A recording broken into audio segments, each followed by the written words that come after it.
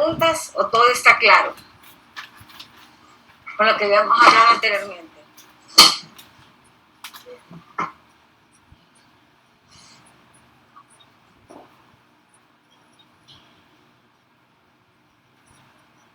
¿Todo está bien?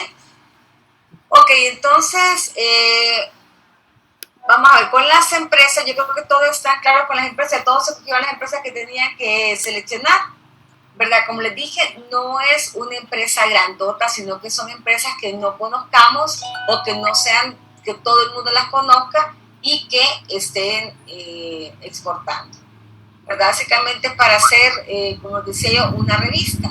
Entonces esto era importante para meter cuáles son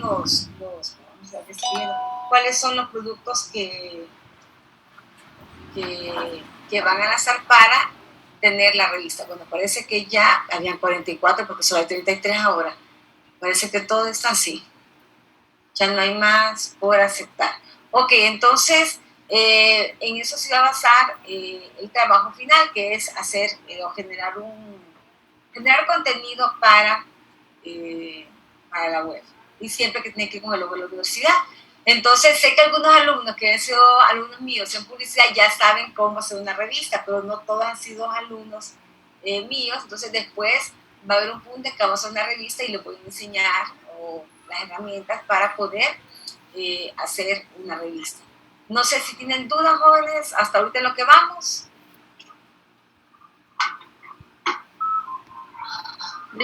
Con respecto a la tarea, también yo la subí, fue de las primeras que subí, pero en la empresa que yo trabajé no dan mucha información, solo la que pude poner ahí. Ok, no he revisado tareas todavía, básicamente son fotos, tiene que ser atractivo, no es texto, acuérdense que es mercadotecnia internacional, marketing, tiene que ver solo texto, tiene que tener fotos o no necesariamente que esté publicado, pero usted puede redactar. ¿Vieron? Les puse una revista de ejemplo, ¿lo vieron? ¿La vieron de Colombia? Sí, licenciada. Ok, entonces ustedes vean si hay una empresa muy parecida y que pueden ustedes copiar de eso la idea, pero claro, adaptándolo, tropicalizándolo a lo que es la empresa. Pero básicamente es eso. Entonces, por eso que di un ejemplo, que tiene que haber imágenes. Sin imágenes no hacemos nada. Por eso hay empresas sin imágenes. Imágenes sí puse, le digo. Bueno, entonces ahí está bien. Por eso desde serio, hay empresas que yo no conozco de qué son, de qué se trata. Porque me llamaba la atención que son empresas que lo que hacen, básicamente las farmacéuticas, miren, antes del laboratorio Francelia, ellos hacían los químicos y todo. Pero ustedes saben, dado la clase con lo que es el comercio internacional, acuérdense que es lo que hablábamos de hacer lo que mejor hacemos, o sea, no complicarnos. Entonces ellos hubieron muchas ferias o invitaciones de la Cámara de Comercio para ir a China. Entonces ellos se dieron cuenta que era mejor no fabricar ellos los químicos, sino traer los químicos y empaquetarlos. De hecho, eso no crean que muchos fabrican gel, ni nada de eso, sino que salía más barato traer esos químicos y empaquetarlos, ponerles etiqueta. Eso sí se dio. Es más, yo no les he contado, pero en un momento en el que dejé de trabajar y nos lanzamos con unas amigas a tener una empresa, era una empresa que era de muebles, se llamaba De Mueble, una empresa súper porque siempre buscamos qué producto era, y una amiga tenía el taller, la fábrica, perdón, que era los muebles de caoba.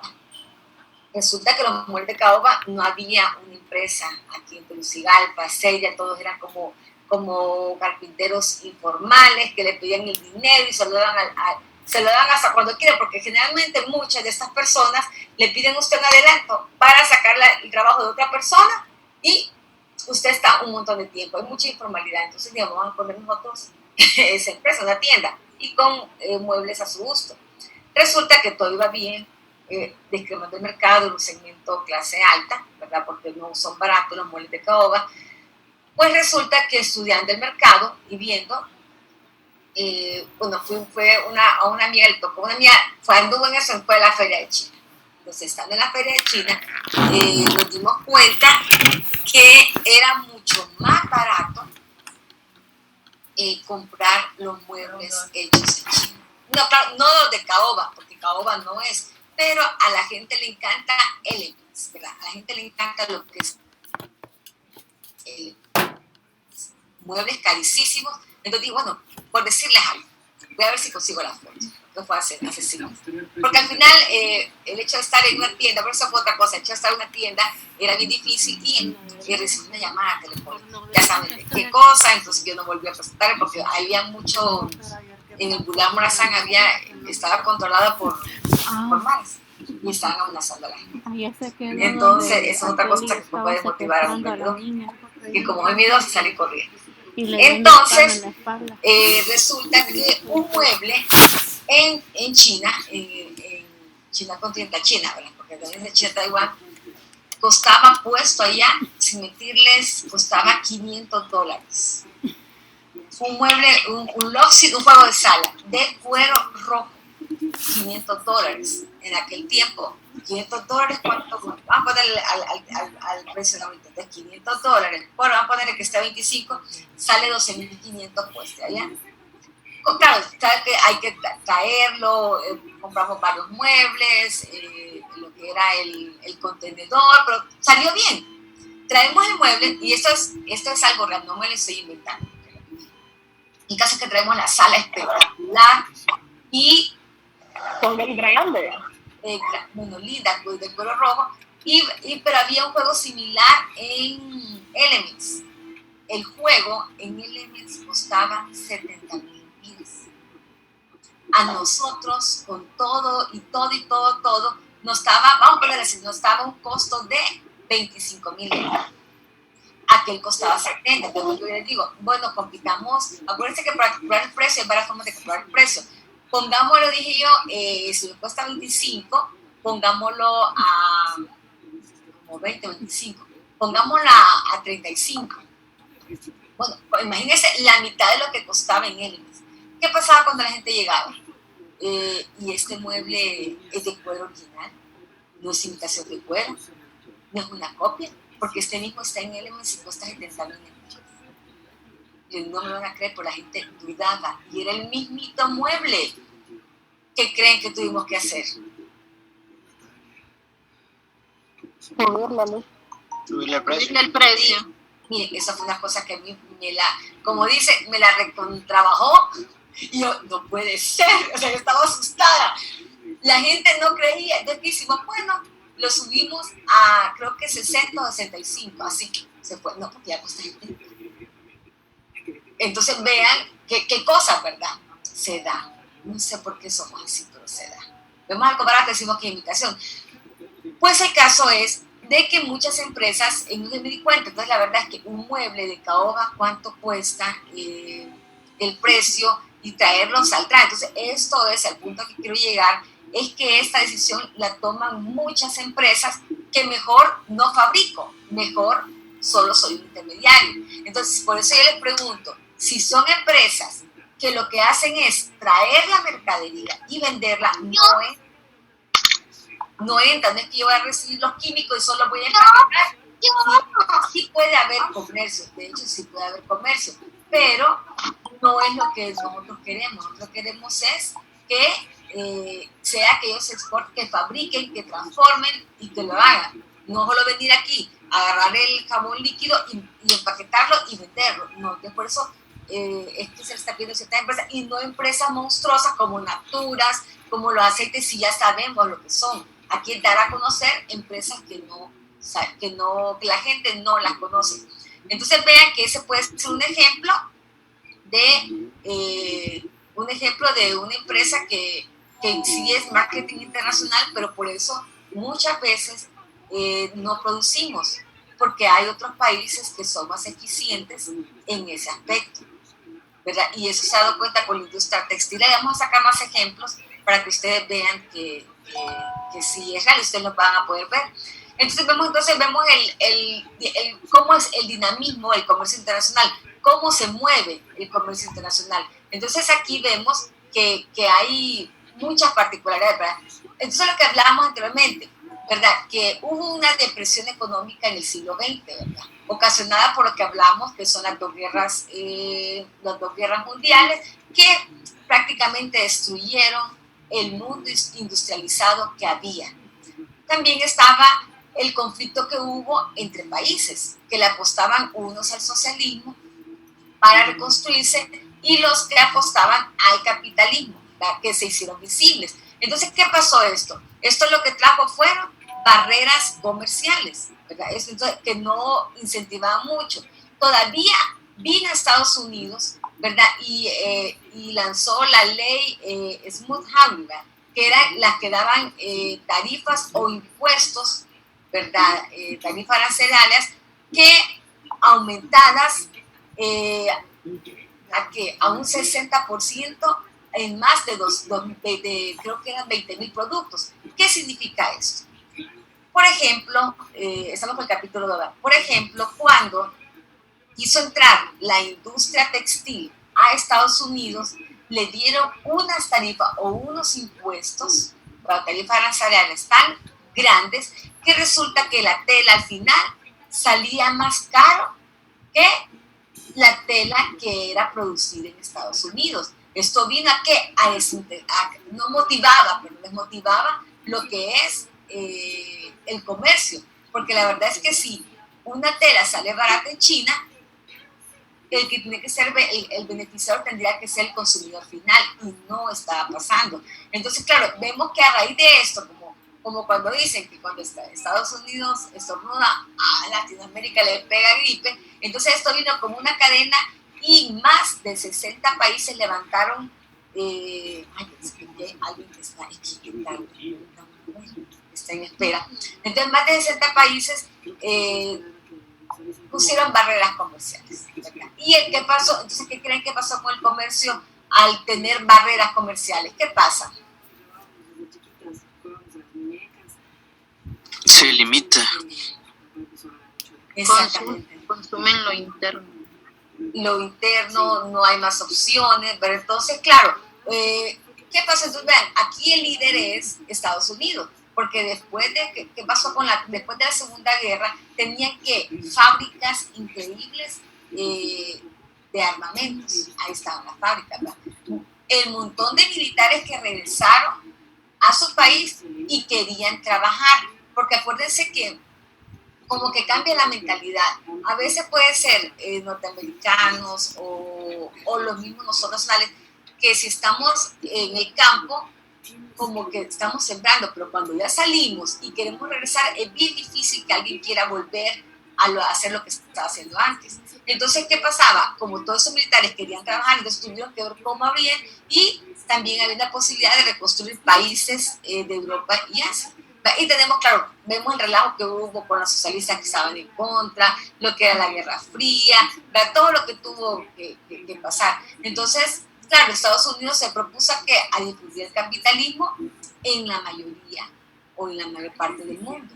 Entonces empezaron a ver que el USAID, ¿verdad?, que son asistencias económicas, ¿verdad?, programas del Plan Marshall para Europa, asistencia financiera e industrial para Japón, y lo que son los fondos canalizados. Vean todo lo que surgió. ¿Cuáles son los beneficios? Mercados creados gracias al capitalismo. Compras de productos agrícolas, ¿verdad?, bienes manufacturados y servicios en Estados Unidos. Entonces vino una sobreproducción en algunas partes de Estados Unidos.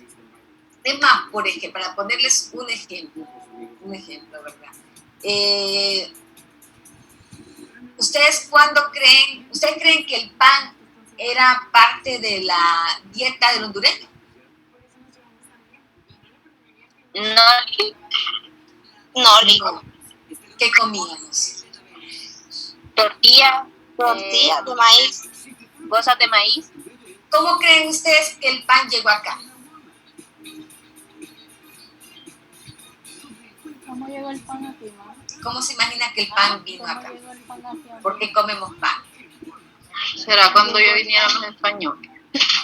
No, ay, se me fue, no, ustedes me va muy, me vienen se van a los extremos. No, lo que pasó es que Estados Unidos es un país protector de su industria, de la producción agrícola.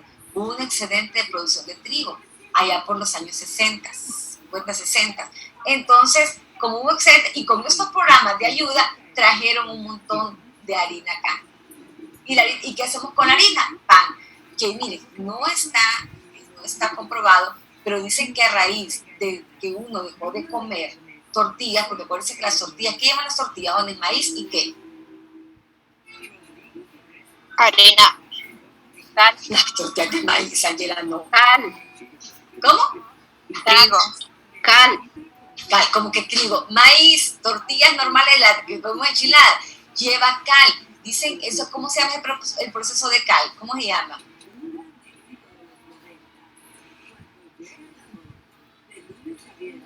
Al maíz. ¿Cómo? Con el maíz, nixtamalizar. Fíjense que dicen que ese ingrediente hacía que las mujeres tuvieran menos, claro, no hay nada, eso es pura sospecha, pura leyenda hermana, que hacía que las mujeres tuviéramos menos cáncer de mamas. Como estamos comiendo puro pan, y vean que tenemos problemas de peso, dicen que fue por eso.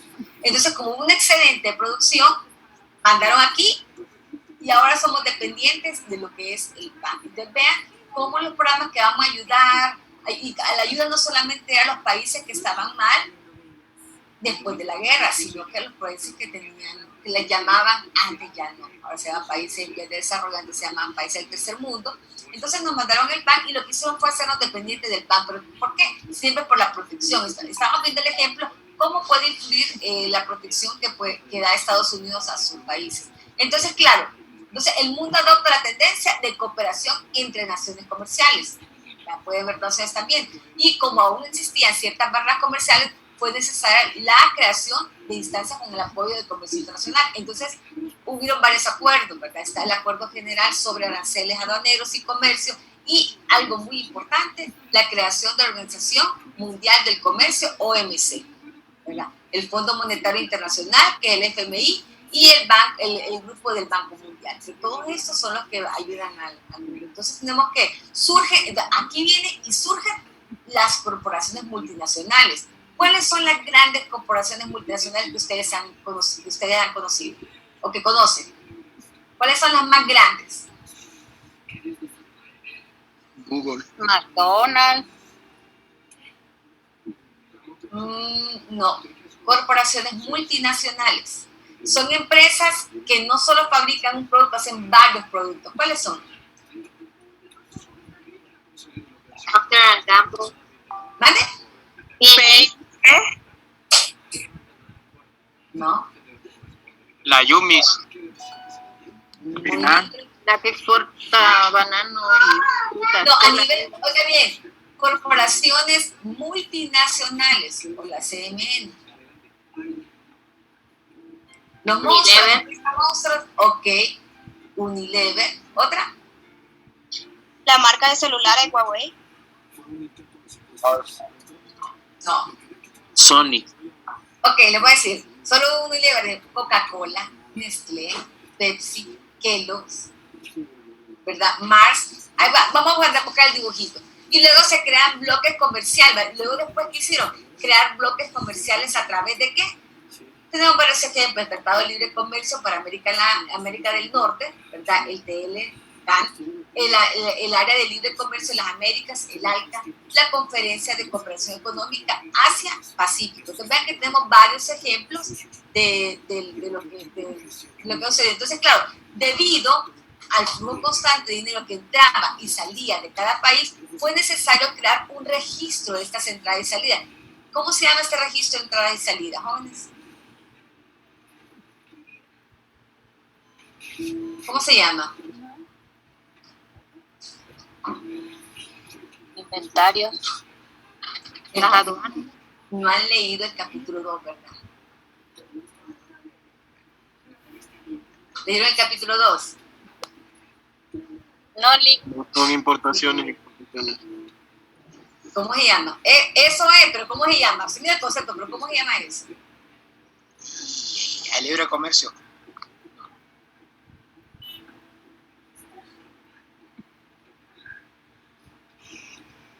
Nada. Ok. No pone cómo es, pero eso lo vieron en Merca. La diferencia entre las importaciones y en las exportaciones, ¿cómo se llama?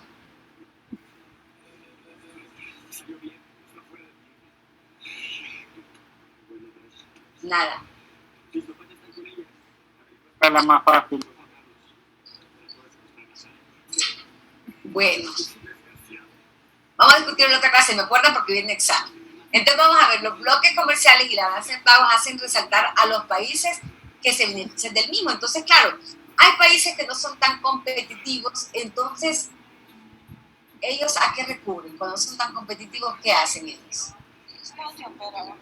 O nosotros, ¿qué hacemos? O Estados Unidos, ¿qué hace cuando no son muy competitivos? Por ejemplo, el ejemplo que les di de las telas en Estados Unidos. ¿A qué recurren estos países, este país? A invadir. Ellos mismos lo dicen. A importar. No, jóvenes. Bueno, tienen que leer porque miren, el examen puede tener el libro abierto. Si no se saben los temas, es más, pueden y pierdan el tiempo en estarse hablando, en tener el grupo que tienen aparte. ¿Cuál es tal? Porque si no leí está difícil, los exámenes son así, aplicados, ¿verdad? Y son temas diferentes. Hay un banco de preguntas de 120 preguntas. Entonces, van a perder el tiempo, son aleatorias. Entonces, yo le voy a poner un ejemplo, no le voy a poner ahí, ¿qué es esto? No, olvídese de conceptos, olvídese de términos variables. Entonces, claro, cuando un país no es tan competitivo, recurre al proteccionismo.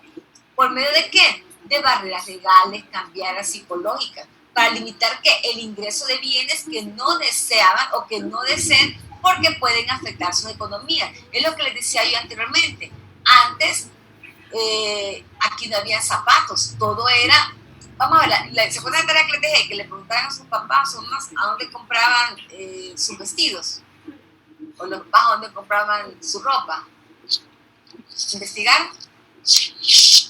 Mi mamá mencionó una tienda que se llamaba Capriza. Ahí compraban la ropa, o los zapatos, creo, no recuerdo. Miren, eso era, ya me trajo malos recuerdos. Eso era, sinceramente, una pesadilla. Los zapatos rojos que vendían en Capriza. ¿Vale? Unos zapatos rojos que vendían en Capriza y unos como estilo galleta.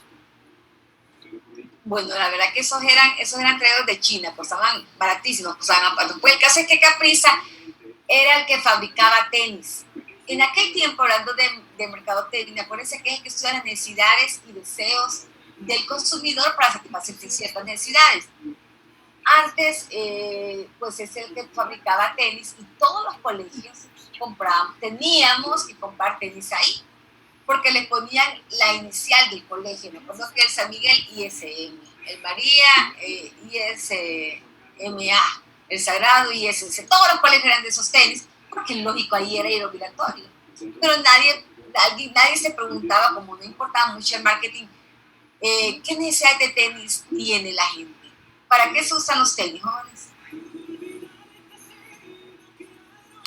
Para hacer deporte. Para el deporte. Para hacer deporte. Si yo voy a correr, ¿qué clase de tenis uso?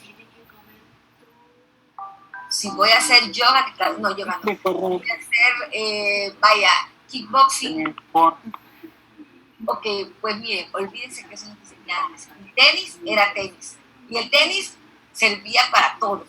Entonces estaban esos famosos tenis de Capriza. Y me acuerdo que una vez yo estaba en el equipo de básquetbol del colegio. Miren, uno jugaba en las canchas.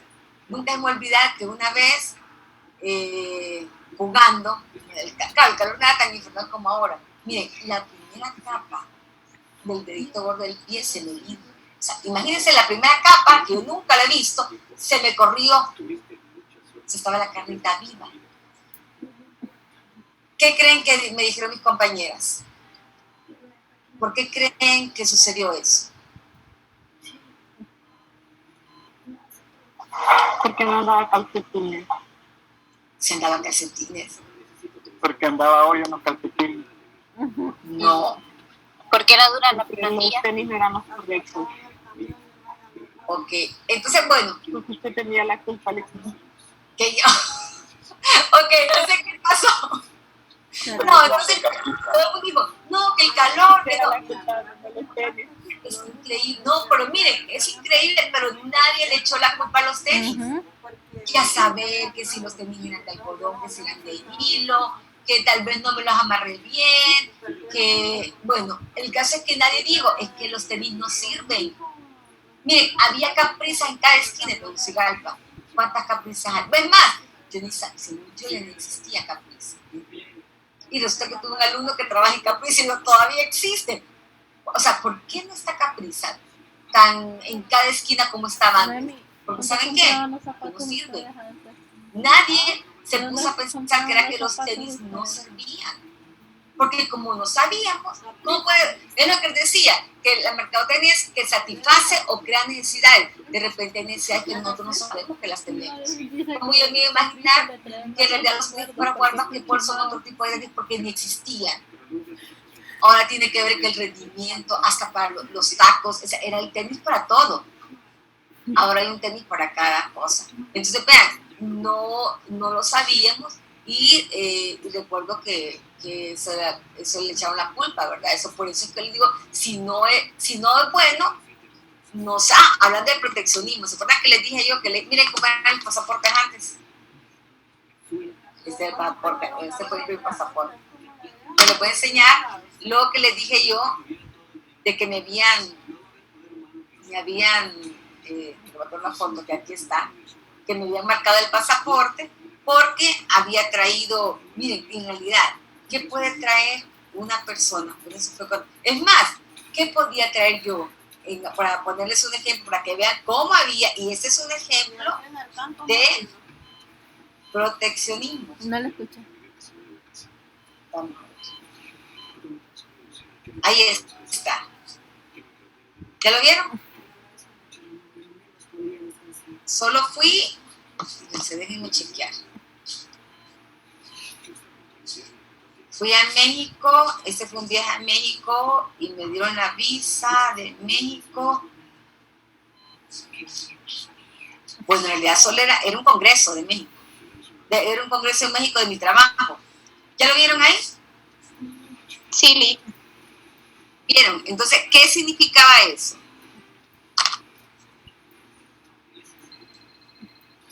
¿Qué creen que significaba eso? Que había que pagar una multa de $1,000.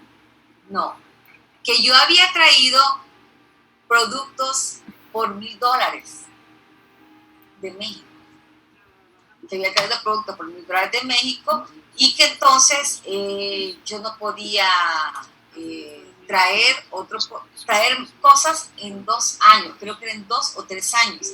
¿Qué significaba eso? ¿O qué creen que es eso?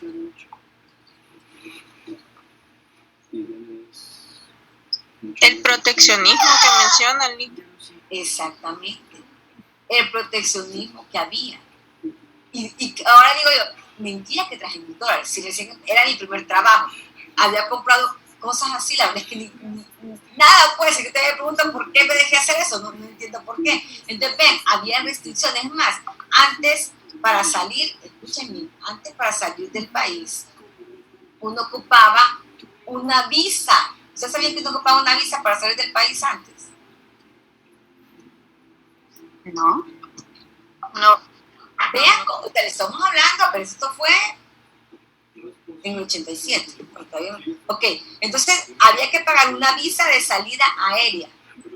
Todo esto, ¿qué pasaba? Cierto que no es que era una gran importación de productos, pero fíjense cómo estábamos antes, para que ustedes vean que ahora están súper bien ustedes. Pues yo recuerdo que en este día no había acceso a divisas. Los dólares tenían que ir a comprar al Banco Central. Usted iba al Banco Central y le decían, ¿para qué quiero los dólares? No, que le voy a dar $1,000 a mi hija porque va a ir a Estados Unidos. Entonces le llevaba un control quién compraba los dólares, cómo compraba los dólares, y me dieron una visa para salir del país. Fíjense que esto fue, dicen, era el número 22.262, destino Estados Unidos. Esta visa caduca a los 90 días. Si yo no tenía esta visa para salir del país, no podía salir. Daba una visa, llevarla a relaciones exteriores y que me la sellara. Entonces, ¿qué les parece? ¿Cómo era? Hasta, no estamos hablando solamente del producto. Miren cómo era la visa a Estados Unidos antes. Esa de acá. Mi foto tenía. Por eso un montón de gente la usaba. Entonces, y todavía aquí dice, óigame, y no solo Estados Unidos, aquí dice, visa especial para dirigirse a Guatemala. O sea, pues no puede hacer del país a ningún lado. Qué raro, no me acordaba de esto yo. Entonces, fíjense cómo era antes, ni poder salir, sí, para todo. En el 92 todavía estaba eso. ¿Qué les parece? Entonces, vean, había restricción no solamente de productos, sino que de personas. ¿Qué les parece? ¿Ya habían esto? No, Lick. Bueno, entonces, qué terrible. Y ahora usted, voy para un lado, pues solo, ¿qué va? Entonces, claro, era una forma también de proteger lo que entraba al país, porque tenía que proteger. Entonces, claro, miren, había una asociación de zapateros de Honduras. ¿A dónde está esa asociación? Sí, pero es que hasta el 2006 se no podía circular ni por Centroamérica si no tenía una visa. ¿Cuándo? O pasaporte, como hasta el 2006, y ahí se permitió todo con identidad en el convenio centroamericano. Pues no recuerdo si fue hasta el 2006, pero sí hubo un tiempo, no recuerdo bien hasta cuándo fue, pero sí después, como hubo un tratado en Centroamérica, usted podía viajar con su tarjeta de identidad, sí, eso sí lo recuerdo. Sí fue como por ahí, pues 2007, no, creo que fue un poquito antes, porque a mí me tocaba viajar. Anteriormente solo necesitaba pasaporte, sin pasaporte no podía movilizar. Exactamente, sí, porque yo pasaba viajando bastante desde el 98, estaba en internacional. Entonces, sí, con tarjeta de identidad podía ir, pero ustedes vean cómo estaba la situación, era algo terrible en cuanto al proteccionismo. Entonces, claro, ya no hay zapateros porque, como les decía, el mercado dicta si una empresa va a triunfar o va a fracasar, porque nosotros somos los consumidores y nosotros vamos a consumir lo que mejor nos parece para nuestro beneficio. Ahí está la habilidad de la empresa de poder mejorar día con día. Entonces vemos que esta es una forma de proteccionismo, no podíamos comprar, no podemos traer, yo no sé la verdad, era bien rara la gente que traía cosas, era bien rara. Y, como les digo, a lo mejor. a donde compraban ropa, no sé si alguien averiguó dónde compraban ropa los varones y las niñas o las mujeres antes. Mi mamá me dijo una tienda que se llamaba Gabriela. Ah, Gabriela, ay sí, Gabriela, pero esa era para bebés. Esa era, ahí era donde vendían, todavía me acuerdo la doña, ahí era donde vendían los famosos zapatitos vuelta de gatos. Bueno, las cosas no son mamás todavía, pero unos famosos zapatitos, porque imagínense que hasta uno tiene que recordar de mamá, los vueltas de gatos son unos que llevan la solita hasta el taloncito cuando empiezan a caminar, porque ni eso. Les digo, antes era triste. Ahora que yo veo que dice, hay polvitos para aquello, polvitos para nalguitas del tierno. Antes uno, ¿qué creen que les ponían? No sé ustedes, ¿qué creen que están muy chiquitos? Pero en el 90, ¿qué creen que les ponían las nalguitas a los tiernos? Maicena o manteca. No, manteca no. Manteca, va. No, manteca no. Era maicena. Maicena. Así que bien. Sí. Lili, ¿cuántos años tiene usted, Lili? ¿Por qué? Es que yo le pregunté a mi mamá, es que dice mi mamá que ella compraba en el mercado, Lili. Es que en el mercado, pero ¿qué? No, es que lógicamente uno iba al mercado. Sí, iba al mercado desde que tenía 12 años. Pero imagínense que hasta eso ha cambiado. Los ladrones le robaban a uno, así. Yo daba el dinero aquí y me lo sacaron. Y vine y lo quité al ladrón. En cuanto que no, yo, no me lo vas a quitar. Yo soy peleonera. Entonces, si iba a comprar al mercado, le vendían el brazo, a la brazada de mínimos, la brazada de plátanos. Era así lo que le alcanzaba. Así era, uno podía lempiras, ¿verdad? Entonces, la persona más grande se le compraba, porque él pasaba más entonces. sí, lo que pasa es que, miren, eran otros tiempos, no había supermercados, antes solo era la colonia, y un supermercado, miren, quedaba, es que era diferente el comercio, no, lógicamente el mercado. La gente, como dicen, que no vota el monto, los que no votamos el monto, yo todavía ir al super a comprar verduras no me parece, yo voy al mayoreo. Mi tío me estaba contando que en ese supermercado Mirna vendían unos pasteles, pero que eran súper duros. Sí, pero como era lo que había en el mercado, es que aquí la cosa está, es que solo eso había, y por donde nos hacíamos. O sea, era eso o nada, así estábamos, eso o nada. No había muchas opciones. Sí, imagínense que cómo ha cambiado todo ha cambiado, eran pocos lugares, los jóvenes, me acuerdo que era, un amigo me acuerdo que me encargó unos gatos lotos, que eran famosísimos italianos, pero era que todo el mundo, creo que en los 90 entró este Sermai y vendía algunos tenis, pero no tienen la gama, es más, la gente antes vestía igual, como solo estaba, bueno, como no me dijeron el nombre, solo estaba que todavía existe, cuando vende ropa de muchacha, chica, no, ¿cómo se llama? Charlie.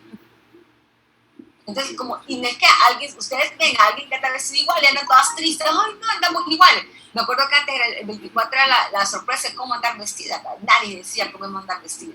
Y cuando salíamos todas mis amigas con la misma ropa, nos reíamos, porque lógicamente, ¿a dónde íbamos a comprar? En Charlie. Los mismos zapatos de Charlie, las mismas cosas, porque, ¿y a dónde? Y ahí estaba la de las más grandes que se llamaba Chicas, que estaba la moda de París, y paren de contar.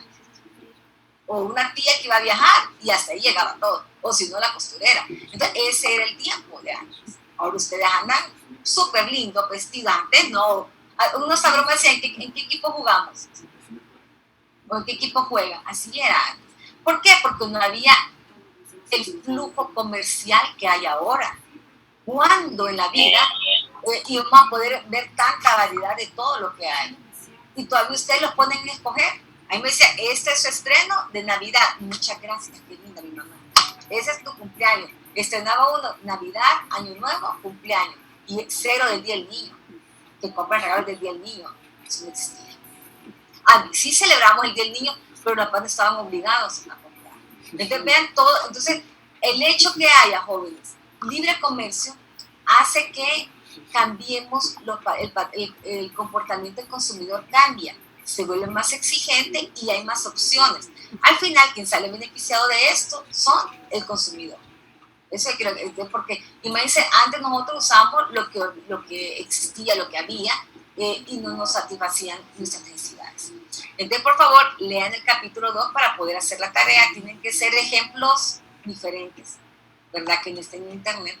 Licenciada, hablando de la tarea, fíjese que... Perdemos tiempo. Sí, solo rápido. Fíjense que en el guión que tiene aquí habla de los ejemplos, ¿verdad? La tarea de los ejemplos. Pero cuando me voy a meter al link a donde se debe entregar la tarea, ella habla sobre otra tarea diferente de subrayar. Ay, es que ahí fue que me enredé con ustedes. Ahorita lo arreglo, José. Qué barbaridad. Ok, entonces lo arreglo. De la tarea solo es de una empresa que vamos a hacer o de varios ejemplos. De proteccionismo, de cada una, ahí están los incisos. Una empresa por cada cosita que les pido. Ok. Gracias. Bueno, nos vemos. Entonces la de rayar no vale. No. Nos vemos el martes. Gracias, Lex. Ok.